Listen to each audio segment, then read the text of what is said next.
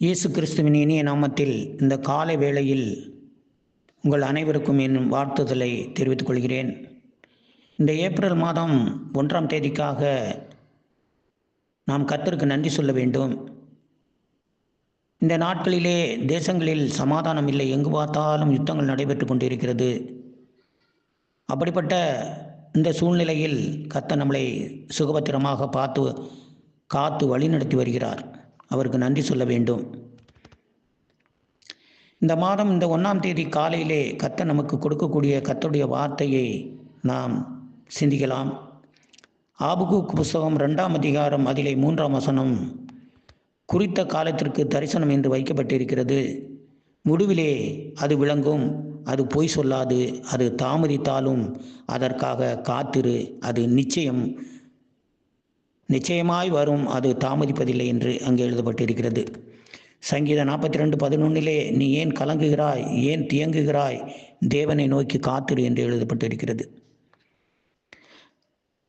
ஒன்றாவதாக பார்ப்போமானால், உனக்காக ஒரு தரிசனம் வைக்கப்பட்டிருக்கிறது. 2, அந்த தரிசனம் தாமதித்தாலும் அதற்கு காத்திரு என்று எழுதப்பட்டிருக்கிறது. 3ஆவதாக அது நிச்சயமாய் நடக்கும், தேவனை நோக்கி காத்திரு. எனக்கு அன்பான சகோதர சகோதரிகளே, இந்த நாளிலும் உனக்கு கர்த்தர் ஒரு நல்ல காரியத்தை செய்யப்போகிறார்.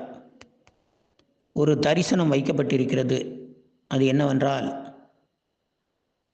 ஒருவேளை நமது பிள்ளைகளை குறித்தான காரியமாக இருக்கலாம், படிப்பு காரியம், மேற்படிப்பு காரியமாக இருக்கலாம், அல்லது வேலை காரியமாக இருக்கலாம், அல்லது திருமண காரியமாக இருக்கலாம், அல்லது பணத்தேவை, அல்லது ஏதோ ஒரு வழியிலே நாம் ஏமாந்து போய் அமர்ந்திருக்கலாம்.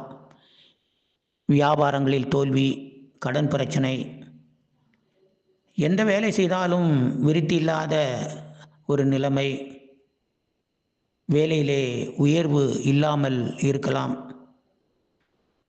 எனக்கு அன்பான சகோதர சகோதரிகளே, தாமதித்தாலும் அதை வெற்றி சிறக்க பண்ணுகிறவர் கர்த்தர், மறந்து விடாதே. நாம் ஒன்று செய்ய வேண்டும், தேவனை நோக்கி காத்திருக்க வேண்டும். நமது ஜெப வாழ்க்கை தேவனையை நோக்கி இருப்பதாக. 1 சாமுவேல் 1ஆம் அதிகாரம் அதிலே அன்னாளை குறித்து அங்கு எழுதப்பட்டிருக்கிறது. அன்னாள் குழந்தைக்காக காத்திருந்தாள்.